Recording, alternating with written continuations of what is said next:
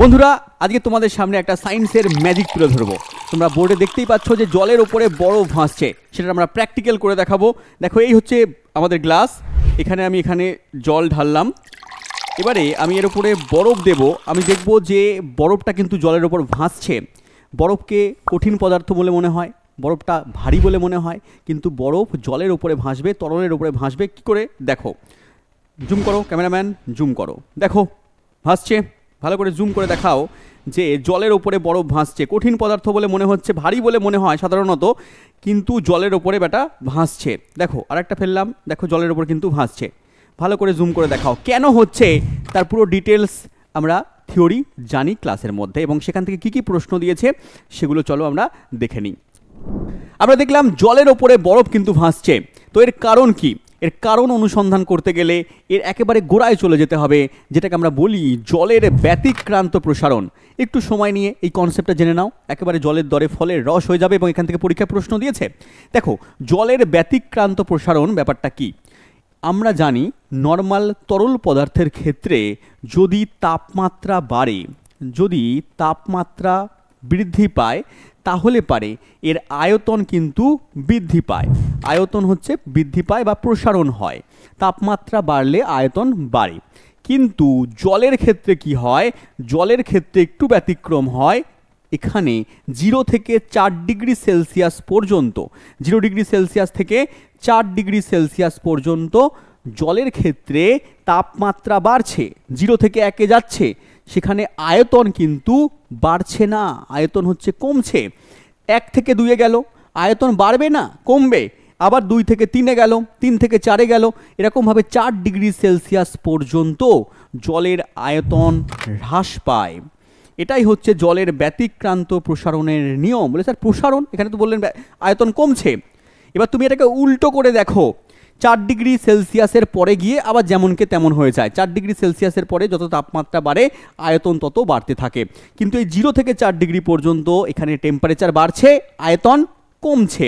এবারে উল্টো দিকে চিন্তা করো, 4 ডিগ্রি সেলসিয়াস থেকে যখন আমরা আস্তে আস্তে 0 ডিগ্রি সেলসিয়াসের দিকে যাব, তখন কি ঘটবে? তখন তাপমাত্রা কমছে। সকল তরল পদার্থের ক্ষেত্রে কি হচ্ছে? তাপমাত্রা কমলে আয়তন হচ্ছে কমবে। কিন্তু জলের ক্ষেত্রে এখানে উল্টো হবে।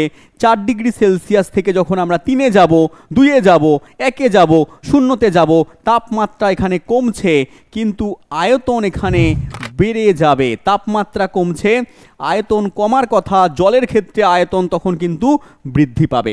এবং এই 0 ডিগ্রি সেলসিয়াসে গিয়েই এখানে জল থেকে আস্তে আস্তে বরফে পরিণত হয়ে যাবে। এই কারণের জন্য 0 ডিগ্রি সেলসিয়াসে গিয়ে যখন জলটা বরফ হচ্ছে, আয়তন বাড়ছে, তাহলে 0 ডিগ্রি সেলসিয়াসের বরফটা জলের থেকে আয়তনে বেশি হয়ে যাচ্ছে। এই কারণের জন্য জলের ওপরে কিন্তু বরফ ভাসতে শুরু করে দিচ্ছে। এর ঠিক উল্টো আর একটা নিয়ম রয়েছে, ঘনত্বের সঙ্গে তাপমাত্রা আয়তনের ঠিক উল্টো সম্পর্কযুক্ত। কেমন সম্পর্কযুক্ত একবার দেখে নাও। দেখো এখানে লেখা আছে কোনো তরলকে উত্তপ্ত করলে আয়তনে বাড়ে, এটা আমি বললামই, এবং ঘনত্ব হচ্ছে কমে। তাহলে আয়তন এবং ঘনত্ব তাপমাত্রার সঙ্গে উল্টো সম্পর্কিত। যেমনভাবে 0 থেকে 4 ডিগ্রি সেলসিয়াস পর্যন্ত, 0 থেকে 4 ডিগ্রি সেলসিয়াস পর্যন্ত তাপমাত্রা বাড়লো, জলের ক্ষেত্রে আয়তন এখানে না বেড়ে কমবে, ঠিক আছে। আবার 4 থেকে 0-তে গেলে, 4 থেকে 0-তে গেলে তাপমাত্রা কমলো, জলের ক্ষেত্রে আয়তন এখানে না কমে বেড়ে যাবে। ঘনত্ব ঠিক উল্টো হবে। ঘনত্ব 0 থেকে 4 ডিগ্রি সেলসিয়াসে গেলে পারে সকল পদার্থের ক্ষেত্রে কি হয় না কমে যায়। জলের ক্ষেত্রে কি হবে? জলের ক্ষেত্রে হচ্ছে বেড়ে যাবে। জলের ক্ষেত্রে 4 ডিগ্রি সেলসিয়াসে ঘনত্ব কিন্তু সবচেয়ে বেশি হবে। তুমি এখানে একটা গ্রাফ দেখে নাও, একটা গ্রাফ রয়েছে এখানে 0 ডিগ্রি সেলসিয়াসে ঘনত্ব, ডেনসিটি, ঘনত্ব আস্তে আস্তে কিন্তু দেখো যত 0-র পরে এখানে 2, এখানে 4 ডিগ্রি সেলসিয়াসে গিয়ে বাড়ছে। 4 ডিগ্রি সেলসিয়াসে গিয়ে ঘনত্ব বাড়লো, তারপরে যখন আবার 4 ডিগ্রির পরের থেকে টেম্পারেচার বাড়বে, তখন কিন্তু ঘনত্ব আস্তে আস্তে কমতে কমতে আছে। এবং এখানে আয়তনের গ্রাফটা একবার দেখে নাও। আয়তন কি হচ্ছে না 0 থেকে যখন 4 ডিগ্রিতে যাচ্ছে, আয়তন আস্তে আস্তে কমছে। এখানে আয়তন ভলিউম লেখা আছে, টেম্পারেচারের সঙ্গে ভলিউম কিন্তু কমছে, 4 ডিগ্রির পরে গিয়ে কিন্তু আবার বাড়ছে। তাহলে আমরা এখানে কনক্লুশন কি করতে পারি যে তাপমাত্রা বৃদ্ধি পেল, তাপমাত্রা বৃদ্ধি পেল 0 ডিগ্রি সেলসিয়াস থেকে 4 ডিগ্রি সেলসিয়াস পর্যন্ত। জলের ক্ষেত্রে কি হবে? জলের ক্ষেত্রে আয়তন এই 0 থেকে 4 ডিগ্রির মধ্যে আয়তন কি হচ্ছে না কমতে কমতে যাচ্ছে। 0 থেকে 4 ডিগ্রির মধ্যে। 4 ডিগ্রির পরে যখন তুমি যাবে, 4-এর পরে তুমি যত আরও বাড়বে, 4-এর পরে যত আরও বৃদ্ধি পাবে ইনফিনিটি পর্যন্ত, তখন কিন্তু আস্তে আস্তে আয়তন বৃদ্ধি পেয়ে যাবে। আয়তন তখন এখানে বৃদ্ধি পেয়ে যাচ্ছে, কালি আমি চেঞ্জ করে নিচ্ছি, আয়তন বৃদ্ধি পেয়ে যাচ্ছে। আর জলের ক্ষেত্রে কি হচ্ছে, ঘনত্ব হচ্ছে তোমার ঠিক উল্টো হচ্ছে। 0 থেকে 4 ডিগ্রি সেলসিয়াস পর্যন্ত ঘনত্ব কি হবে না, সকল পদার্থের ক্ষেত্রে কমার কথা, জলের ক্ষেত্রে এখানে বৃদ্ধি পেয়ে যাচ্ছে। এবং 4 ডিগ্রির পরে যখন ইনফিনিটি অবধি যাচ্ছে, আরও বাড়ছে, তখন কিন্তু ঘনত্ব আস্তে আস্তে আবার কমতে কমতে যাচ্ছে, এই গ্রাফটার মতো কমতে কমতে যাচ্ছে। তাহলে এই কনসেপ্টটা মাথায় রাখবে। এবং এই উল্টো দিকে গেলে তেমনই উল্টো হবে। তুমি মনে করো এখানে সাপোজ 100 ডিগ্রি সেলসিয়াসে জল রয়েছে। এবার 100 ডিগ্রি সেলসিয়াস থেকে যখন তুমি 4 ডিগ্রি সেলসিয়াসে আসছো, তাপমাত্রা কমছে, জলের আয়তন কমবে, ঘনত্ব বাড়বে। 4 ডিগ্রি থেকে যখন আবার 0 ডিগ্রিতে আসছো, তখন উল্টো হবে। 4 ডিগ্রি থেকে 0 ডিগ্রিতে আসলে পারে জলের আয়তন কমার কথা, বাড়বে, এবং ঘনত্ব এখানে বাড়ার কথা, ঘনত্ব এখানে কমবে। ক্লিয়ার? এখান থেকে চাকরির পরীক্ষায় প্রচুর প্রশ্ন দিয়েছে, সেগুলো আমরা দেখব। তার আগে জলের এই ব্যতিক্রান্ত প্রসারণের কিছু সুবিধা কিছু অসুবিধা রয়েছে, সেগুলো আমরা চলো দেখে নিই। দেখো, যদি জলের ব্যতিক্রান্ত প্রসারণ হয়, তার মানে যখন 4 ডিগ্রি সেলসিয়াস থেকে আস্তে আস্তে 0 ডিগ্রি সেলসিয়াস হচ্ছে, তখন কি হচ্ছে, তখন 4 ডিগ্রি সেলসিয়াসের জলটার আয়তন কি রয়েছে, আয়তন যতটা রয়েছে, এখানে যখন 0 ডিগ্রি সেলসিয়াসে যাচ্ছে, উষ্ণতা কমার সঙ্গে সঙ্গে আয়তন কিন্তু বাড়ছে। আয়তন কি হচ্ছে, আয়তন হচ্ছে বৃদ্ধি পাচ্ছে। এই জন্য বরফের, আমরা বললাম যে বরফের আয়তন বেশি, বরফ জলের উপর ভাসছে। এর ফলে কি হয়, যেখানে পাহাড়ি অঞ্চল, পর্বত অঞ্চল, সেখানে যেখানে হ্রদ রয়েছে, সেখানে টেম্পারেচার শীতকালে বা নর্মাল সময় কি হয়ে যায় না, ওপরের দিকে 0 ডিগ্রি সেলসিয়াস চলে আসে বা মাইনাসে চলে যায়। তাহলে ওপরের দিকের জল তখন কি হয়ে যায়, বরফ হয়ে যায়, এবং আয়তনে বেড়ে যায়। আয়তনে কি হয়, বেড়ে যায়। ফলে নিচের দিকে জলের টেম্পারেচার কিন্তু তখনও 4 ডিগ্রি সেলসিয়াস বা 5 ডিগ্রি সেলসিয়াস বা 3 ডিগ্রি সেলসিয়াসের কাছাকাছি থাকে বাবা। তাহলে কি সুবিধা হচ্ছে এখানে না, সুবিধা হচ্ছে নিচের দিকের পার্টের টেম্পারেচার 4 ডিগ্রি সেলসিয়াস, ফলে 4 ডিগ্রি সেলসিয়াসে তো বরফ হবে না। 4 ডিগ্রি, 3 ডিগ্রি বা 2 ডিগ্রি সেলসিয়াসে তখনও জলটা বরফ হচ্ছে না।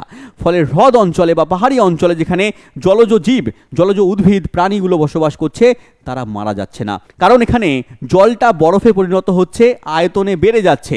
ফলে নিচের দিকে টেম্পারেচারকে তারা 2, 3, 4 ডিগ্রি সেলসিয়াসে রেখে দিচ্ছে। যদি পুরো জলটাই বরফ হয়ে যেত, তাহলে প্রাণীগুলো বাঁচতো বা উদ্ভিদগুলো বাঁচতো? বরফ থাকলে পরে পুরো কঠিন হয়ে যেত, বাঁচতে পারতো না। সেই কারণের জন্য ওপরের দিকের পার্টটা বরফ হচ্ছে, আয়তনে বেড়ে যাচ্ছে, কিন্তু নিচের দিকে তখনও জল থাকছে, টেম্পারেচার 4 ডিগ্রি, 3 ডিগ্রি সেলসিয়াস রয়েছে, এবং সেখানে জলজ উদ্ভিদ প্রাণীগুলো বেঁচে থাকতে পারছে। এটা একটা সুবিধা, জলের ব্যতিক্রান্ত প্রসারণের একটা সুবিধা। অসুবিধাও আছে। কি অসুবিধা স্যার রয়েছে? দেখবে বরফ অঞ্চল বা পাহাড়ি অঞ্চলের মধ্যে যেখানে ফাটল রয়েছে, সেই ফাটলের মধ্যে যখন জল জমা থাকে এবং যখন টেম্পারেচার কমতে কমতে যখন 0 ডিগ্রি সেলসিয়াসে চলে আসে, তখন এটা বরফে পরিণত হয়ে যায়। এই জলটা যখন বরফ হয়ে যাচ্ছে, তখন কি হচ্ছে, আয়তন বেড়ে যাচ্ছে। আয়তন বেড়ে যাওয়ার জন্য কি হচ্ছে, এই ফাটলগুলো আস্তে আস্তে বড় হচ্ছে। এই জন্য দেখা যায় যে পাহাড়ি অঞ্চলে মাঝে মাঝেই তুষারপাত হয়, ধস নেমে যায়। তার কারণ ফাটলগুলোকে বড় করার পিছনে এই জল দায়ী। এই জল যখন বরফ হচ্ছে, ফাটলকে কিন্তু বৃদ্ধি করে দিচ্ছে। এটা একটা অসুবিধা। এছাড়াও দেখবে পাহাড়ি অঞ্চলে যে সমস্ত পাইপ লাইন গেছে, পাইপলাইনগুলো গেছে, জলের জন্য কোনো পাইপলাইন গেছে, তাহলে সেই পাইপলাইনের মধ্যে দিয়ে কি হয়, জল যখন বরফ হয়ে যাচ্ছে, তখন আয়তনে বেড়ে যাচ্ছে, পাইপ ফেটে যাওয়ার সম্ভাবনা থেকে যায়। তাহলে এটা হচ্ছে অসুবিধা। এখান থেকে আমরা প্রশ্নগুলো দেখে নিই, কী কী প্রশ্ন পরীক্ষায় দিয়েছে। প্রথম প্রশ্ন দেখে নাও, 4 ডিগ্রি সেলসিয়াস তাপমাত্রায় জলের কোনটা বেশি হবে?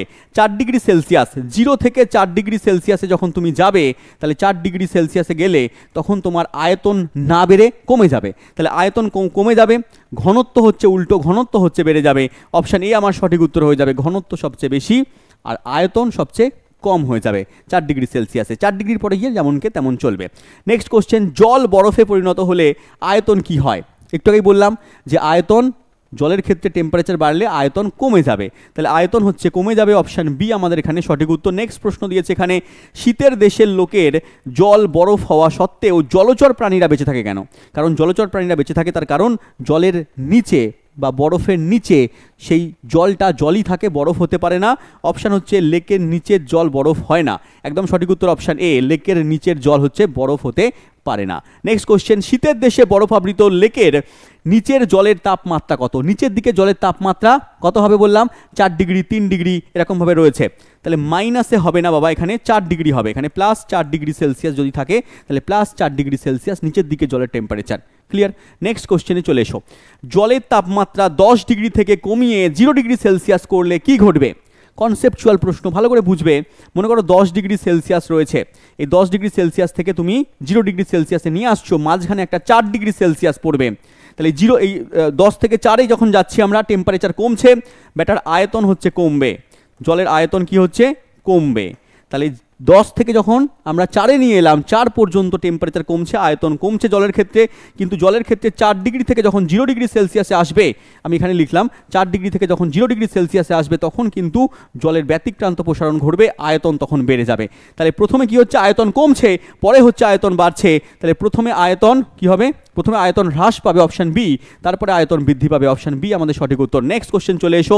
এগুলো যদি পড়তে হয় বেসিক থেকে, কনসেপ্ট মাথায় না ঢোকে, তাহলে তোমাকে যুক্ত হতে হবে ইওর স্টাডি অ্যাপের মধ্যে, কারণ ওখানে বেসিক থেকে কিন্তু আমি পড়াচ্ছি, পুরো 0 লেভেল থেকে। যাদের ফাউন্ডেশন এখনও ক্লিয়ার নেই, যুক্ত হতে পারো আমার সঙ্গে ইওর স্টাডি অ্যাপে। বরফাবৃত লেকের বরফ সংলগ্ন জলের তাপমাত্রা কত? বরফ সংলগ্ন জলের তাপমাত্রা কত ডিগ্রি হবে? 4 ডিগ্রি সেলসিয়াস আমি বলে দিলাম, অপশান বি এখানে সঠিক উত্তর, 4। নেক্সট কনসেপ্টে চলে এসো। আর একটা মজার জিনিস দেখো, আমার 2 হাতে 2টো বরফের টুকরো রয়েছে। এই 2টো বরফের টুকরোকে আমি যদি চেপে ছেড়ে দিই, জোরে চেপে, দেখো আমি জোরে চেপে কি করছি না, ছেড়ে দিচ্ছি, দেখবে এই 2টো বরফের টুকরো কিন্তু জুড়ে যাবে। দেখো ভালো করে দেখো, আমি চেপে এবার ছেড়ে দিলাম, দেখো বরফের টুকরো দুটো কিন্তু জুড়ে গেল, ঠিক আছে? বরফের টুকরো দুটো ভালো করে দেখাও, ঠিক আছে? দেখো জুড়ে গেছে, বরফের টুকরো দুটো জুড়ে গেছে। কেন হচ্ছে, তার কারণ কি? চলো ক্লাসের মধ্যে আমরা জেনে নিই। তাহলে আমরা দেখলাম 2টো বরফকে যদি আমরা চেপে ছেড়ে দিই, বরফ দুটো জুড়ে যাচ্ছে, সিঙ্গেল বরফে পরিণত হয়ে যাচ্ছে। তার কারণ কি? এর পিছনের কারণ হচ্ছে চাপ। দেখো 2টো বরফকে আমরা যখন চাপ দিচ্ছি, হাতের মাধ্যমে প্রেসার দিচ্ছি, চাপ দিচ্ছি, এপাশ থেকেও আমরা চাপ দিলাম, এপাশ থেকেও আমরা কি করছি না, চাপ দিচ্ছি, তখন কি হচ্ছে? বরফ খণ্ড দুটো জুড়ে যাচ্ছে। এই চাপ দিলে পারে, মনে রাখবে, চাপ দিলে বরফের গলনাঙ্ক কমে যায়, গলনাঙ্ক কমে যাচ্ছে। এই দুটোর মাঝখানের গলনাঙ্ক কমে গিয়ে এই জায়গাটা তখন জলে পরিণত হয়ে যাচ্ছে, ফলে এই জায়গার জলটা তখন একে অপরের সঙ্গে মিশে যাচ্ছে, এবং তুমি যেই হাত ছেড়ে দিচ্ছ তখন চাপ কমে যাচ্ছে। চাপ কমে যাওয়ার ফলে এদের গলনাঙ্ক তখন আবার বেড়ে যাওয়ার জন্য ওই জলটা তখন কি হচ্ছে? বরফে পরিণত হয়ে যাচ্ছে। এখানকার জলটা বরফে পরিণত হয়ে যাচ্ছে এবং বরফ খণ্ড দুটো জুড়ে যাচ্ছে। ক্লিয়ার? তাহলে আবার তোমাকে বলছি কনসেপ্টটা দেখো, যখন চাপ দিচ্ছি 2টো বরফকে আমরা, চাপ দেওয়ার ফলে এর সংযোগস্থলের গলনাঙ্ক কমে যাচ্ছে, ফলে সেই জায়গার বরফটা জলে পরিণত হয়ে যাচ্ছে। আর সঙ্গে সঙ্গে তুমি যখন চাপকে ছেড়ে দিচ্ছ, সেই জল আবার তোমার বরফে পরিণত হয়ে যাচ্ছে, কারণ চাপ কমিয়ে দিচ্ছি, এর গলনাঙ্ক বেড়ে যাচ্ছে। এই কনসেপ্টটা মাথায় রাখবে। এই কনসেপ্টের উপর ভিত্তি করে একজন বিজ্ঞানী পরীক্ষা করেছিলেন, যার নাম বটমলি। বটমলির একটা পরীক্ষা রয়েছে, তোমাকে আমি দেখাবো কীরকমভাবে পরীক্ষা করেছিলেন। চলো, বটমলি একটা পরীক্ষা করেছিলেন। তিনি কি করেছিলেন না, একটা বড় বরফের টুকরোকে তিনি এখানে নিয়েছিলেন, একটা বরফের টুকরো নিলেন, এবং তিনি কি করলেন, একটা সরু তার, কপার ওয়্যার, তামার তার, তিনি কি করলেন, তামার তারকে তিনি এখানে নিলেন, এবং এর ওপরে তিনি কি করলেন, তামার তার দুটো ঝুলিয়ে দিলেন, একটা তারই ঝুলিয়ে দিলেন দুপাশে, এবং এখানে একটা ওয়েট চাপিয়ে দিলেন, এখানে একটা ওয়েট চাপিয়ে দিলেন, এবং এই ওয়েটটা এমন হবে যাতে কিনা এর ভরের থেকে বেশি হয়, এরকম ওয়েট হবে যাতে ভরের থেকে বেশি হয়, এবং পারিপার্শ্বিক উষ্ণতা 0 ডিগ্রি সেলসিয়াসের বেশি হয়, 0 ডিগ্রি সেলসিয়াসের বেশি হচ্ছে। এবারে কি হবে না, এই ওয়েটটা আস্তে আস্তে কি করবে না, বরফটা কাটতে থাকবে। তোমার মনে প্রশ্ন জাগবে, বরফটা 2টো টুকরো হয়ে যাবে, তাই তো? কিন্তু না, বরফটা 2টো টুকরো হবে না। কারণ কি? কারণ এই সরু যে তামার তার রয়েছে, সেটা হচ্ছে তাপের সুপরিবাহী, 1 নম্বর তাপের সুপরিবাহী, এবং 2 নম্বর এই ওয়েটটা কি করছে, এখানে চাপ বাড়িয়ে দিচ্ছে, এখানকার চাপ বৃদ্ধি করে দিচ্ছে। যেমনভাবে হাত দিয়ে আমরা চাপ দিচ্ছিলাম, এখানে নিচে ওয়েট দিয়ে চাপ দিচ্ছে, ফলে কি হচ্ছে, যখন চাপ বাড়ছে আস্তে আস্তে এখানে যখন আসলো, তখন চাপ বাড়ছে, চাপ বাড়লে পরে এই জায়গাকার বরফটা তরলে পরিণত হয়ে যাচ্ছে, কারণ গলনাঙ্ক কমে যাচ্ছে, ফলে গলে যাচ্ছে, ফলে গলে গিয়ে জল হয়ে যাচ্ছে। যেই জল হয়ে যাচ্ছে তখন এই তারটা নিচে চলে আসছে, যেই নিচে চলে আসছে ওপরের চাপ কমে যাচ্ছে, ওপরের পার্টের চাপ যেই কমে যাচ্ছে তখন বেটা আবার সেই জলটা বরফে পরিণত হয়ে যাচ্ছে, কারণ গলনাঙ্ক বেড়ে যাচ্ছে। এবার এই যে তারটা এখানে এলো, সেখানে আবার চাপ বেড়ে যাচ্ছে, তাহলে এই পয়েন্টের চাপ যখন বেড়ে যাচ্ছে, এই পার্টটা আবার জল হয়ে যাচ্ছে, যেই জল হয়ে যাচ্ছে সেই নিচে চলে আসছে, আর যেই নিচে আসছে আবার চাপ কমে যাচ্ছে, আবার তখন ওখানে জলটা বরফ হয়ে যাচ্ছে। এই করে করে করে করে আস্তে আস্তে এই তারটা ওপর থেকে নিচে আসতে থাকবে, চাপ বাড়াতে থাকবে।